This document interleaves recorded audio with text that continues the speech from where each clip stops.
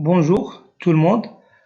Donc je vais essayer de corriger l'exercice que vous l'avez sur la plateforme modèle. Donc l'exercice concerne la simulation d'usinage par dispersion d'un axe selon la direction de Z. Voilà, c'est une direction axiale.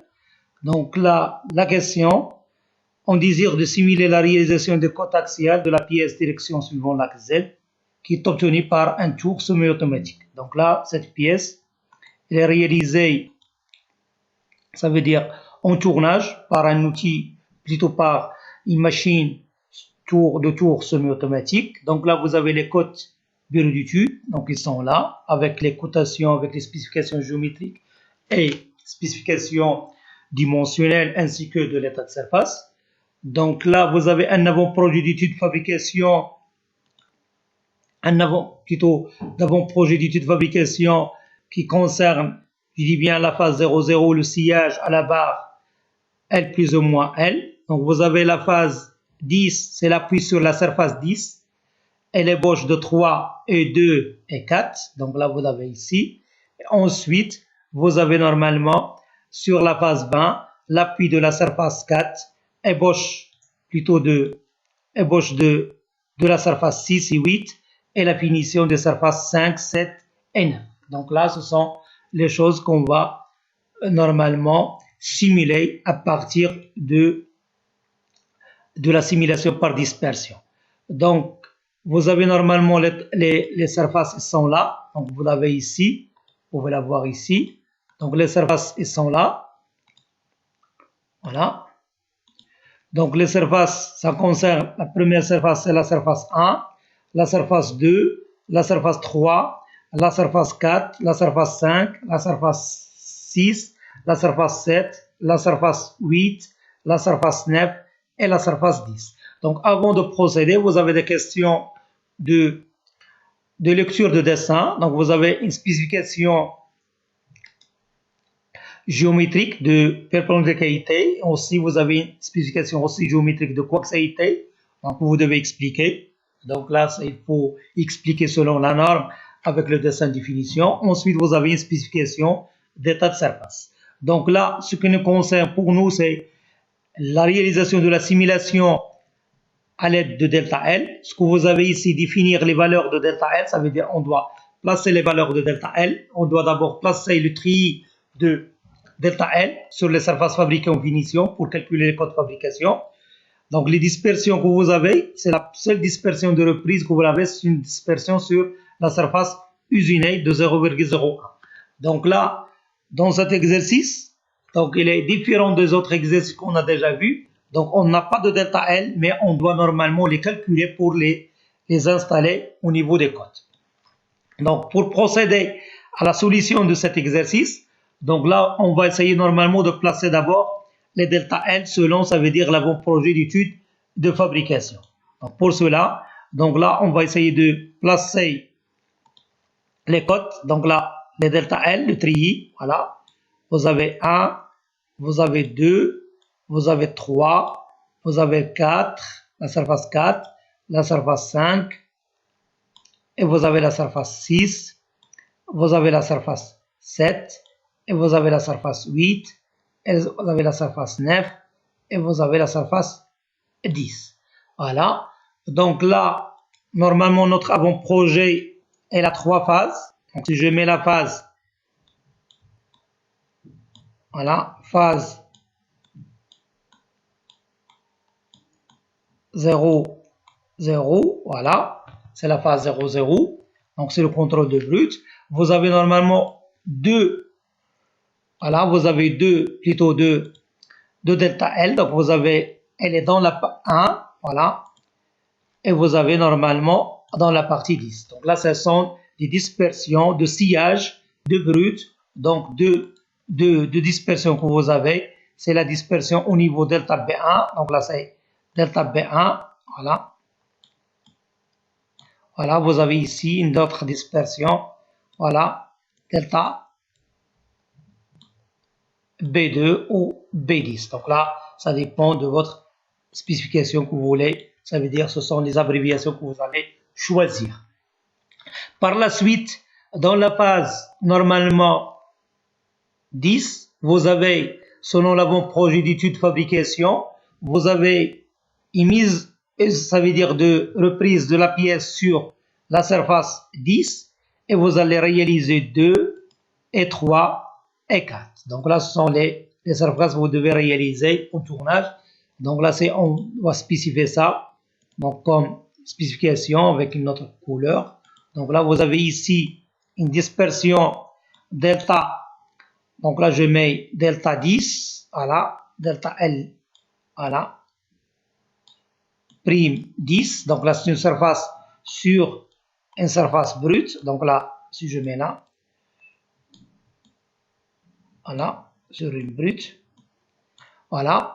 Vous avez ici normalement delta L2.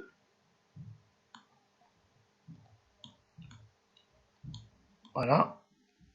Vous avez delta L3.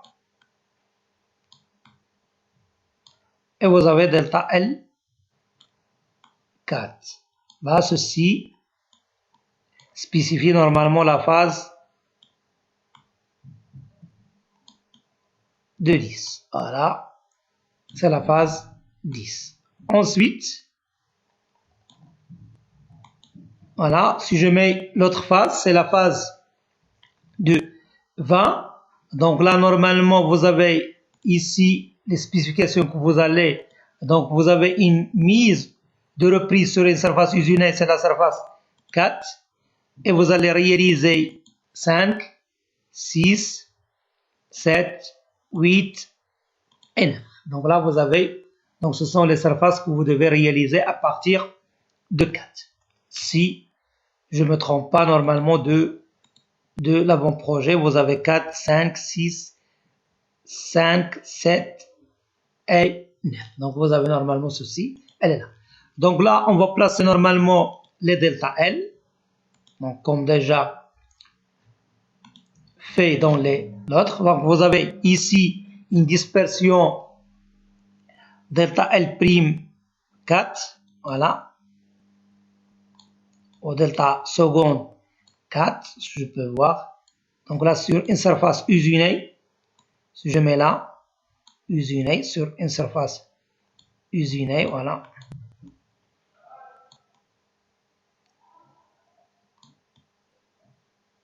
Voilà, sur une surface usinée. Ensuite, vous avez delta L2. Donc là, si je mets delta L5, elle est là, sur la surface 5. Ensuite, vous avez delta L6. Ensuite, vous avez delta L7. Voilà. Et vous avez delta L8 ici.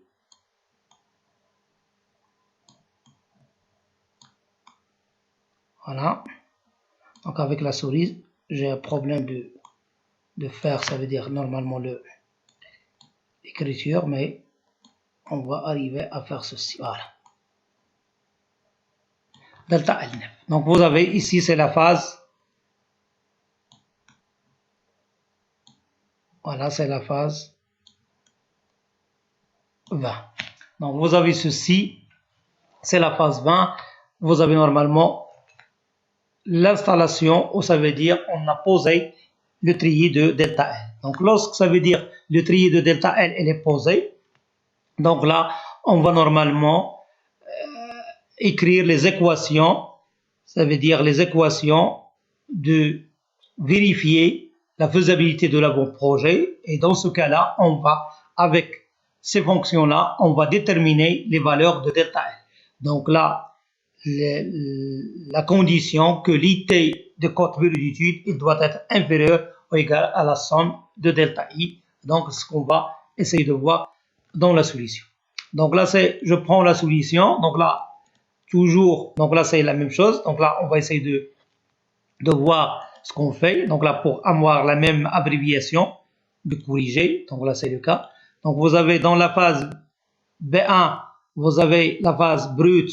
La phase 0,0, vous avez normalement, là c'est delta B1 et delta B2. Donc là, Ici, elle est là. Vous avez 1, 2, 3, 4, 5, 6, 7, 8, 9. Ce sont les surfaces.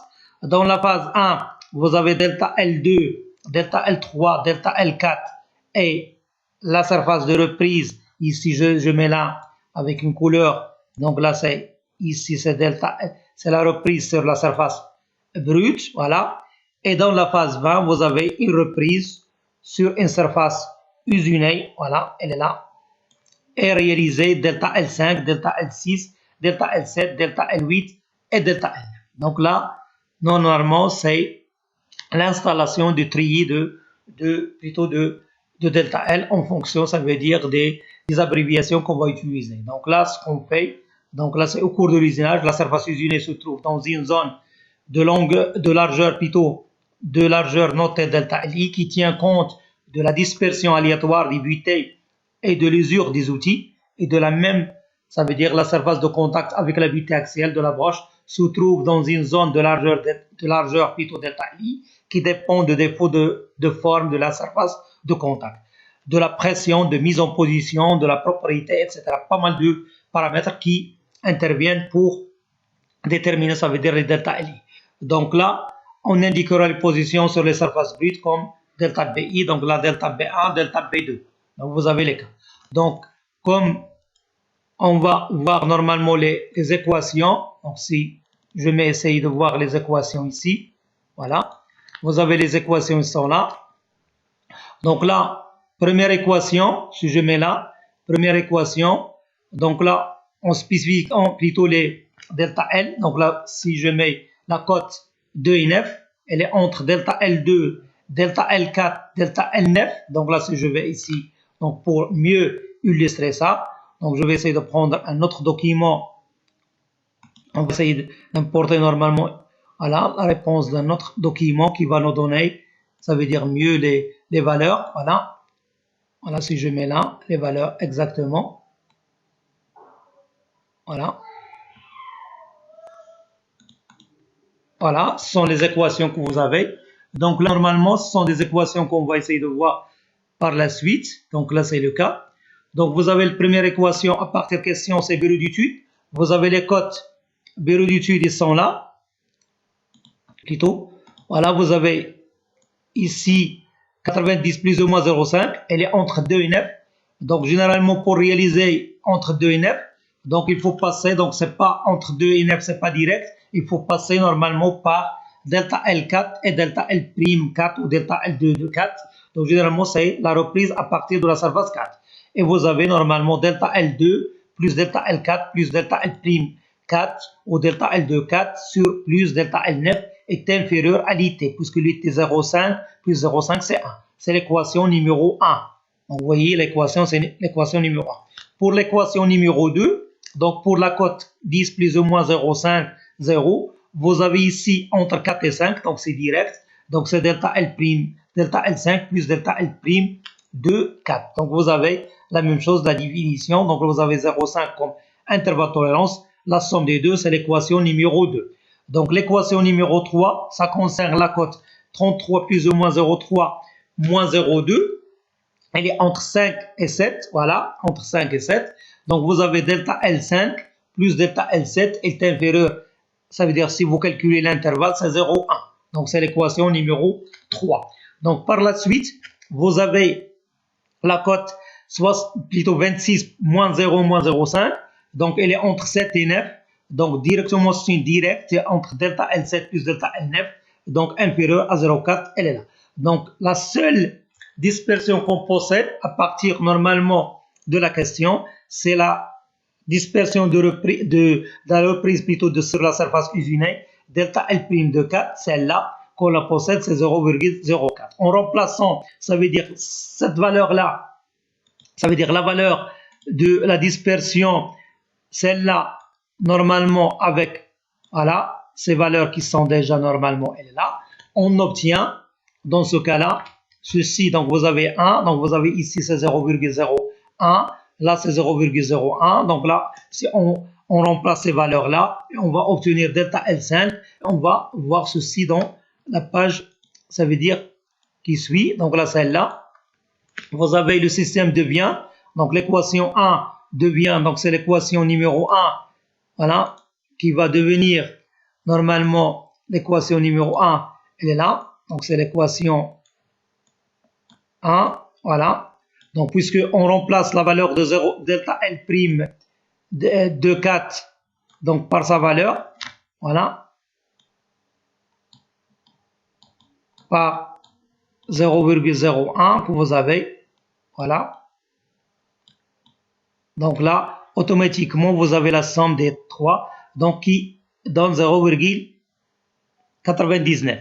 Vous avez 3 composants, si on fait la moyenne sur 3, donc automatiquement, ce qu'on fait en tableau, l'IT sur le nombre de delta L, vous avez normalement ce 3, c'est 0,33. Pour 4 et 5, vous avez delta L2, donc là vous avez 0, donc automatiquement delta L4 c'est 0, donc là vous avez partir l'équation 2, voilà, si je mets 2, elle est là, donc il vous donne normalement delta L5. Ensuite, dans l'équation, vous avez delta L5 ici et vous avez delta L5 ici, donc on va essayer de voir. Donc là, à partir de cela, vous avez delta L7. Et donc les deux, si vous faites les deux, vous faites les deux sur 2, donc automatiquement, chacun il va prendre 0,05, delta L5 et delta L. Là, on va comparer les deux. Donc vous avez deux conditions. Ici, delta L5 est égal à 0,49, voilà, dans ce cas-là, et l'autre égal à 0,05. On va prendre, ça veut dire l'IT le plus serré, donc puisqu'elle est là, on va prendre ça veut dire la valeur la plus petite. Donc là, delta L5 égale à 0,05, automatiquement est égal à delta L7. Donc là, puisque delta L5 égale à 0,05, normalement, il respecte cette condition puisque 0,05, elle est inférieure ici, normalement, elle est inférieure à la valeur de 0,45.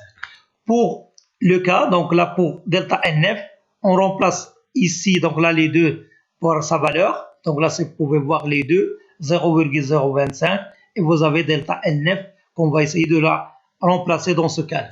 Donc vous avez delta L9 dans l'équation 7 ici, et vous avez ici, normalement vous avez, là vous pouvez remarquer que ici vous avez, il vous donne delta L9, vous pouvez voir ici, et la même chose ici, vous avez delta L ici, delta L9.